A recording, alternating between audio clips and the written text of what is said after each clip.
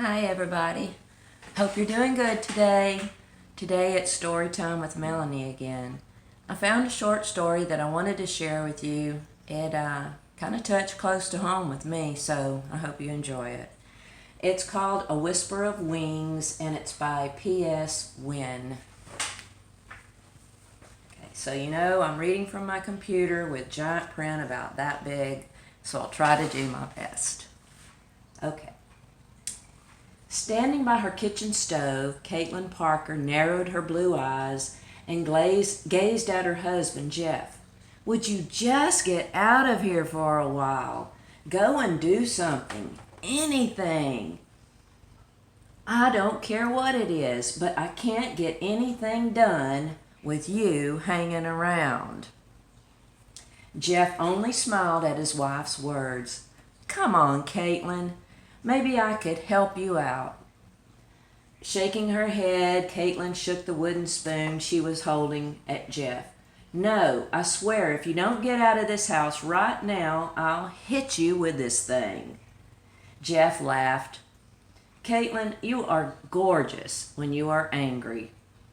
Caitlin rolled her eyes. Flattery is not going to work. I have dinner to fix for 15 people. And you are not any kind of help whatsoever. Now get out. Caitlin pointed towards the back door. Jeff stepped over to his wife, slipping arms around her waist. Then he laid his face softly against her cheek and slowly closed his eyes a few times and brushed his eyelashes lightly on the surface of Caitlin's cheek. Here you go. Just one butterfly kiss, and I'll head out.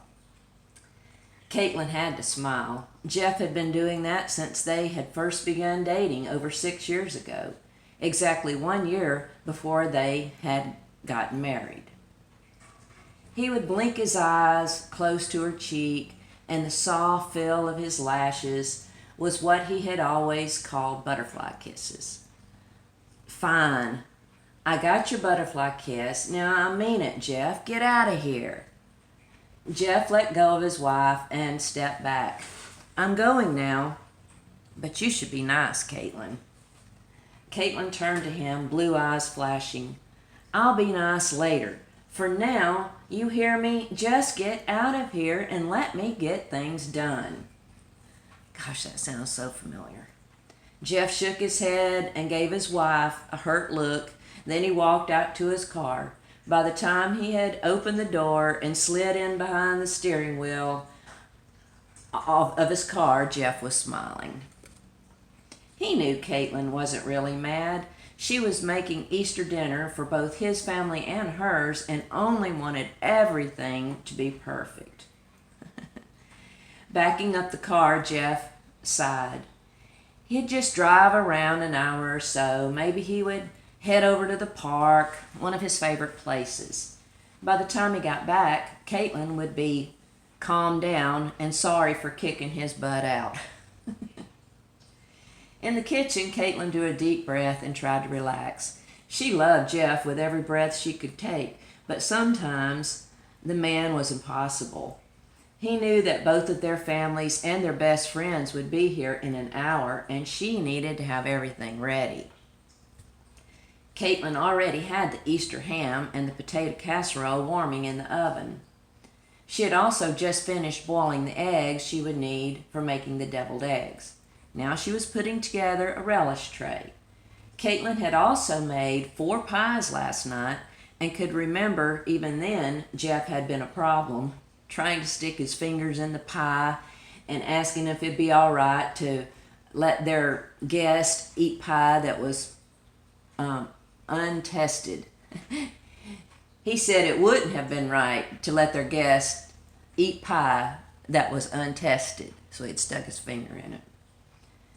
Sighing, Caitlin shook her head. She wasn't going to get anything done standing here and thinking about Jeff.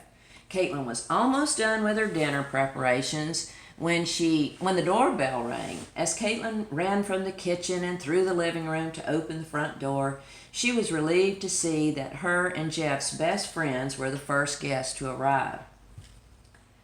Brenda and Seth Cooper had been the ones that introduced Caitlin and Jeff.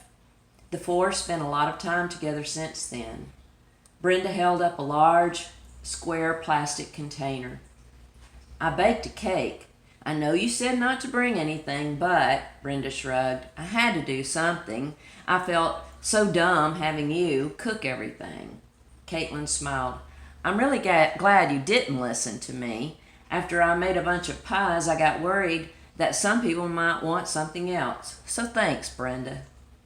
Seth laughed. "Well, I'll take both desserts if that will help you out." Caitlin laughed because standing at 6'2" and weighing about 280 pounds, Seth could easily eat both too.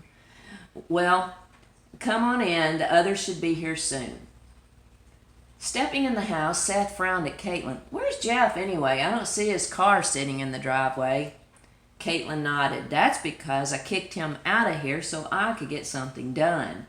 Why don't you just sit down out here, Seth? Brenda and I can take the cake out to the kitchen." "Do you want a beer or something?" Seth nodded. "A beer would be good. Can I turn on the TV?" Caitlin shrugged. "Go ahead. I don't think there's much on, though. While you're in here, will you answer the door for me?" Seth nodded, already grabbing the remote. Brenda laughed. "I'll be back with your beer." Brenda took Seth his beer then and went back out to the kitchen to help Caitlin. "Did you really kick Jeff out of here?" Caitlin nodded. "Yeah, but I kind of feel bad about it now. I mean, he wasn't bothering me all that much. My nerves were just on end." Brenda patted her friend's shoulder. "Don't worry, I'm sure he knows that. That's why you were ornery with him." Hoping her friend was right, Caitlin struggled. Or she shrugged. Y'all, I'm sorry if I mess up some of the words. Can't see good. Hoping her friend was right, Caitlin shrugged. The doorbell rang and Caitlin started to head out of the kitchen toward the living room, but Brenda grabbed a hold of her arm and stopped her. "Let Jeff take care of it. He knows everyone that's coming. He's met your family and Jeff's before. Why don't we get everything ready out here? Do you want me to set the table?" Caitlin shook her head. "I thought it would be better if we could eat out back on the picnic table. It's warm enough outside today, and there's a lot more room out there." Picking up the plate of ham, Brenda nodded. "I'll just start carrying the food out then." Brenda and Caitlin both began transferring the food from the kitchen outside to the picnic table. Caitlin was coming back from her second trip when Jeff's mom stepped in the kitchen. Caitlin smiled at her mother-in-law. "Hi, Diane. Hope you and Jack brought your appetites." Diane nodded. "We did, but first Jack wants a drink. He saw Seth in there with a beer, and now he thinks he can't be without one." Caitlin smiled. "They're in the fridge. Is everyone here yet?" Diane lifted an eyebrow. "Everyone but Jeff? Where's my son, anyway?" Caitlin rolled her eyes and sighed. "It's my fault. He's not here yet. I told him to go out of the house so I could get stuff done. He should be back by now, though. He knew what time we planned on having the meal." Diane nodded. "Don't worry about it. I'm sure he'll come driving in any minute." Diane turned and looked at the empty kitchen table. "I take it we're not eating in here?" Caitlin shook her head. "No, we're eating out back. I just need to grab a couple more things if you want to tell everyone to come on out back for me. If anyone else wants a beer, they can grab from the fridge. I already have some lemonade and punch made and sitting out back." Diane smiled. "You didn't happen to spike it, did you?" Caitlin's blue eyes grew large. "No way! Not with Jeff's grandparents here." Diane shook her head. "It's okay, Caitlin. I was just kidding. I'll go let everyone know to head out back." Sighing with relief, Caitlin nodded. She'd be glad when Jeff got back. Her stomach was full of butterflies, and not the kind giving out kisses either. In fact, it felt more like these butterflies were steel-toed boots and were kicking her. Caitlin didn't know why she worried so much anyway. She should be used to putting on these dinners by now. Her and Jeff had held 2 or 3 family dinners a year since they had been married 5 years ago. She just wanted everything to be perfect. Caitlin smiled when she heard her mom's voice. She stepped in the backyard. "There you are, Caitlin. The least you can do is come over and give your mom a hug." Caitlin set the bowl she was carrying down on the picnic table and gave her mom a big hug. "Sorry, Mom, I just wanted to get everything ready before the others came out here." Kathy Annette smiled at her daughter. "I hope you finish them because the whole crew is standing right behind me." Caitlin laughed. "Send them out then." The next few minutes Caitlin spent giving hugs to her dad, her brother, Craig, and her sister, Teresa. Then she also hugged Jeff's family. Her grandparents, Fred and Madge, were greeted first and then shown to their seats before Caitlin also hugged Jeff's brothers, Carl and Brett, followed by his sister, Susan. The last one to come out of the house was Jeff's dad, Jack. Where the hell is Jeff? I thought he'd be here." Diane took Jack's arm and pulled him to the picnic table. "He'll be here. He just took a drive so Caitlin could get everything done. I guess she's just like me and doesn't like to try and fix a dinner with a man hovering around." Caitlin was frowning. "I'll try to call him. My cell phone is in the house. Everyone go ahead and get your plates filled. No sense letting the food get cold. I'll be right back." Caitlin waited a moment until she saw her guest start passing the food across before she turned and walked in the quiet house. Caitlin felt herself getting angry at Jeff all over again. First, she couldn't get him to leave the house, and now when she wanted him home, he was off driving around somewhere. Caitlin sighed and grabbed her cell phone off the kitchen counter. She punched in Jeff's number. After 4 rings, his phone went to voicemail. Caitlin waited for the beep. "Jeff, where in the world are you? Everyone is here. Everyone except you, that is. You better be headed home. And if you're not, I better be getting a call with a damn good explanation." Caitlin hung up the phone, absently rubbing at her cheek. Then she headed back outside. Everyone who was gathered around the picnic table looked up curiously at Caitlin as she stepped outside. Shrugging at them, Caitlin shook her head. Jeff didn't answer his phone, but he usually doesn't if he's driving. I'm sure he's probably headed right home right now. Jeff's grandma nodded. He probably just stopped to talk to friends. "Come and sit down, Caitlin. You fixed this wonderful dinner. The least you can do is make yourself a plate." Caitlin nodded and walked to the table, brushing at her cheek again. She sat down next to her friend Brenda. Turning to look at her, Caitlin frowned. "Do I have anything on my face? It feels like something is stuck on my cheek." Brenda looked at her and shook her head. "I don't see anything." Caitlin shrugged as her brow frowned. "It sure feels like something is there."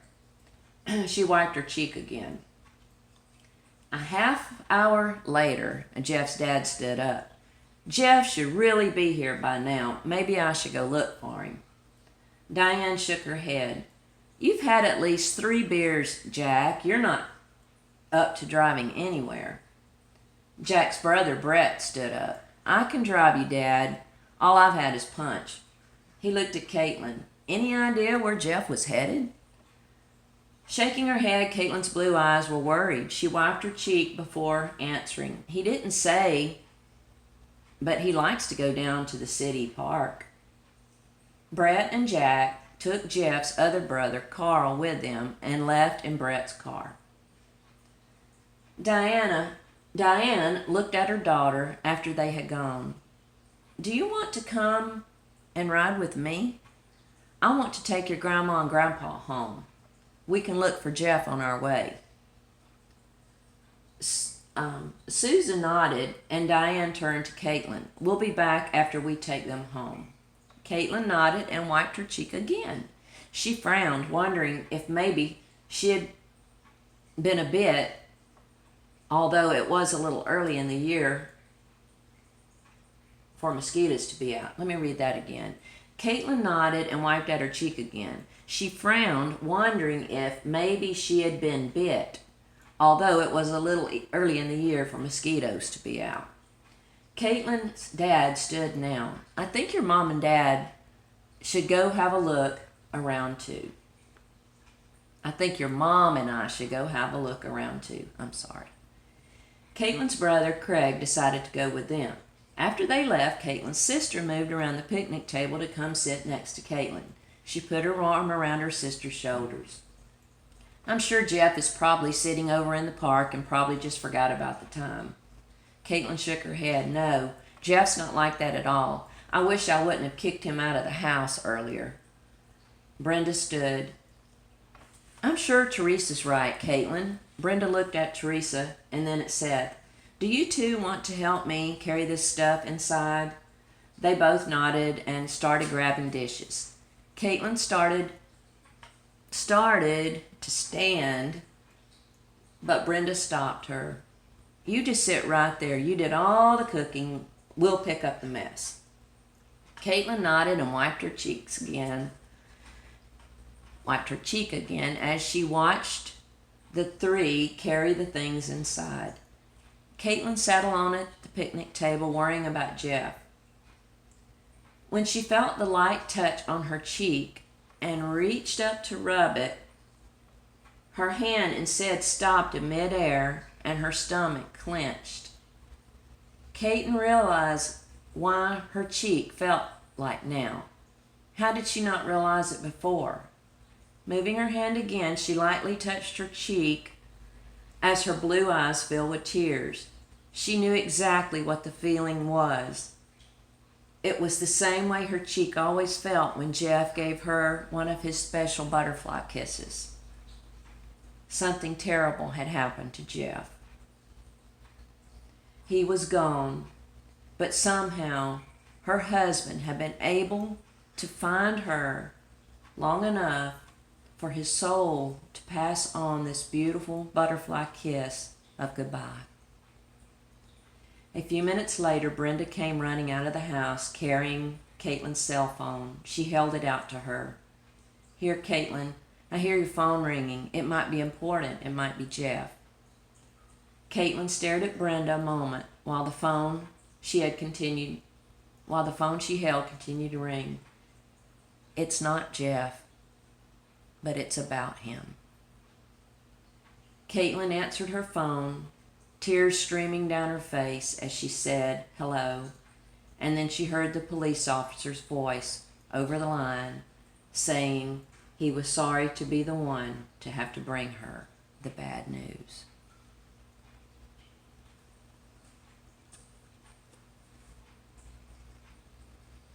That brought tears to my eyes. I'm real bad about telling George, get out of my way, get out of my way. And wouldn't that be sad? That was the last time you seen him. So, I'm going to be real nice to George today. I think I'll go give him a kiss, not a butterfly kiss, one smack on the mouth. So, be nice to everyone and know that might be the last time you ever see him. Love like there's no tomorrow. I hope you enjoyed.